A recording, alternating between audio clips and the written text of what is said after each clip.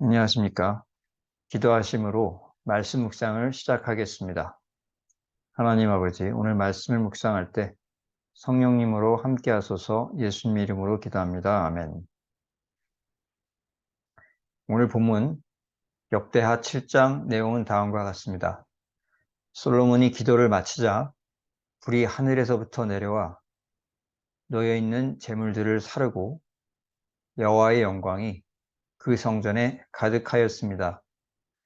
이스라엘 백성들은 그것을 보고 땅에 엎드려 경배하였습니다.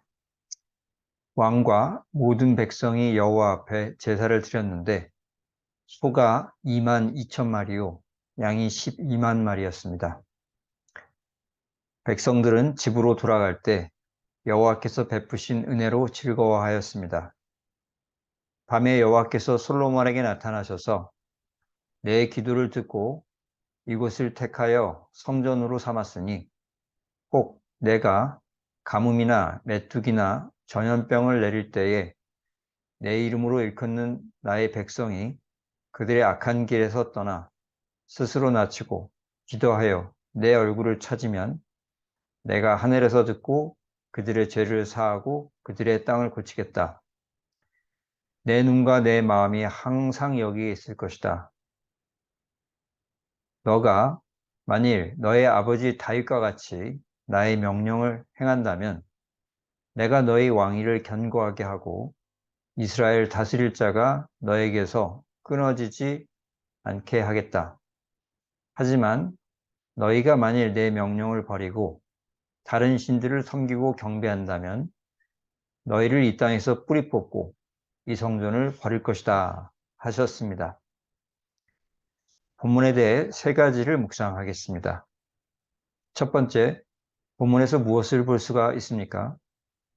불이 하늘에서 내려와 제물들을 불살랐습니다. 무엇을 깨닫게 됩니까?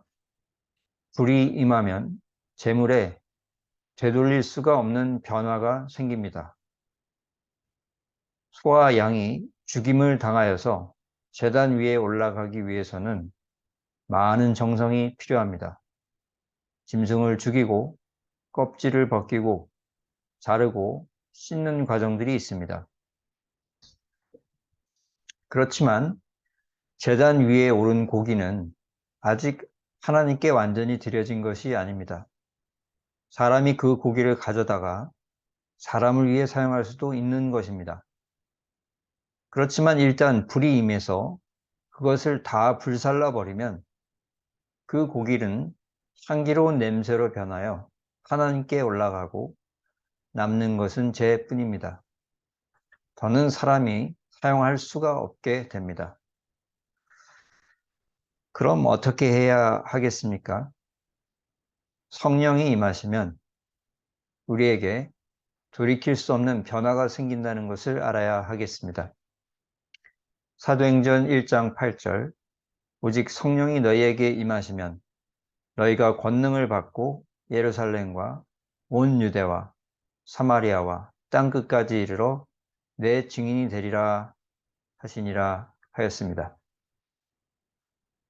제자들은 자신의 삶을 주님께 드린 제단 위에 놓인 재물 같은 자들이었습니다. 그런데 성령의 불이 임하자 이전과는 다른 자들이 되었습니다.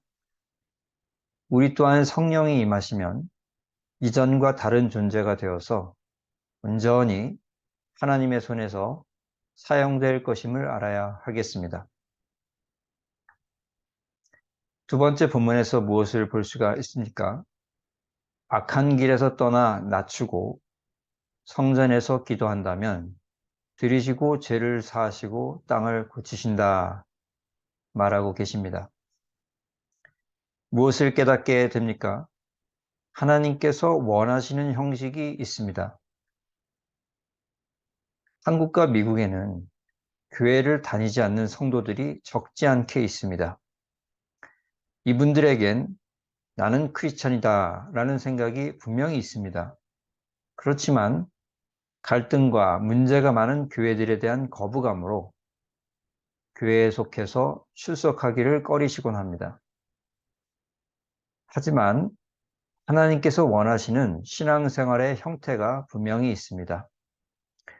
그 신명기 12장 11절, 12절 말씀에 너희는 하나님께서 자기 이름을 두시려고 택하실 그곳으로 너희의 번제와 11조를 가져가고 너희 자녀와 함께 하나님 앞에서 즐거워하라 하셨습니다.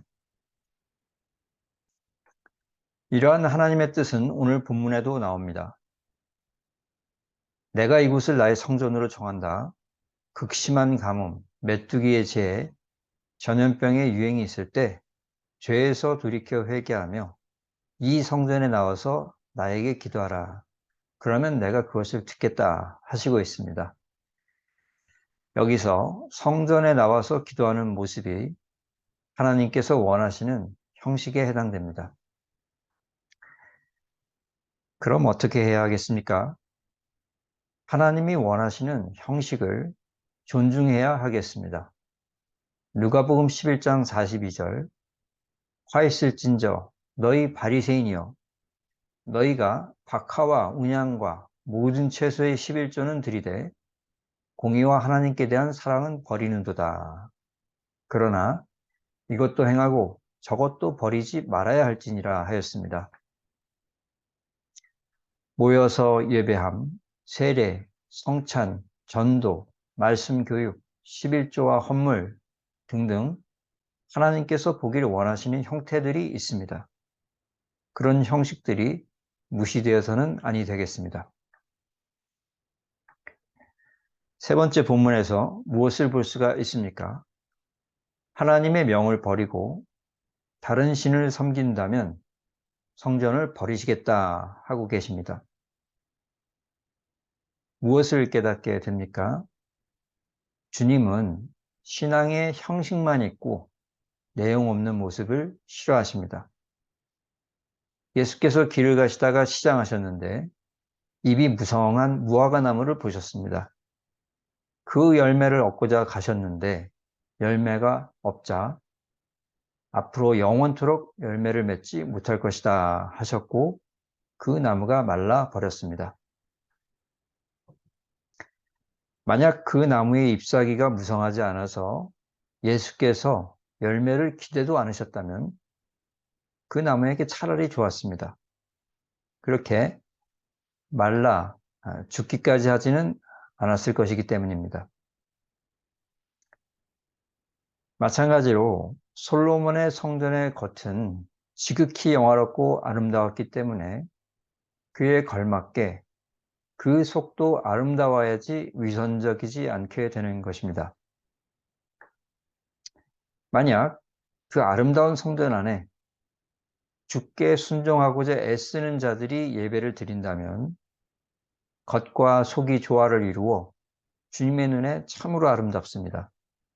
그러나 성전의 겉은 아름다운데 그 속에 예배하는 자들이 주님 말씀을 무시하고 세상 사랑함으로 가득 차 있다면 하나님은 그런 위선적인 모습을 미워하시는 것입니다. 그럼 어떻게 해야 하겠습니까? 순종하려는 마음 없이 신앙의 겉모양만 가지는 것이 위험함을 알아야 하겠습니다. 이사야서 1장 13절 헛된 재물을 가져오지 말라. 분향은 내가 가증히 여기는 바요. 월삭과 안식일과 대회로 모이는 것도 그러하다. 성회와 아울러 악을 행하는 것을 내가 견디지 못하겠노라 하였습니다. 주의 뜻에 순종하고자 애쓰는 정도와 신앙의 겉모양이 비슷한 것이 겉모양만 그럴듯한 것보다는 훨씬 안전합니다. 말씀을 정리합니다. 첫째로 성령이 임하시면 우리에게 돌이킬 수 없는 변화가 생긴다는 것을 알아야 하겠습니다. 둘째로 하나님이 원하시는 형식을 존중해야 하겠습니다. 셋째로 순종하려는 마음 없이 신앙의 겉모양만 가지는 것은 위험하다는 것을 알아야 하겠습니다. 오늘 말씀에 순종하는 우리 모두가 되기를 축원합니다. 기도하시겠습니다. 하나님, 말씀 묵상에 함께 해주셔 감사합니다. 우리가 오늘 묵상한 말씀에 순종할 수 있도록 성령으로 인도하소서. 예수님 이름으로 기도합니다. 아멘. 감사합니다.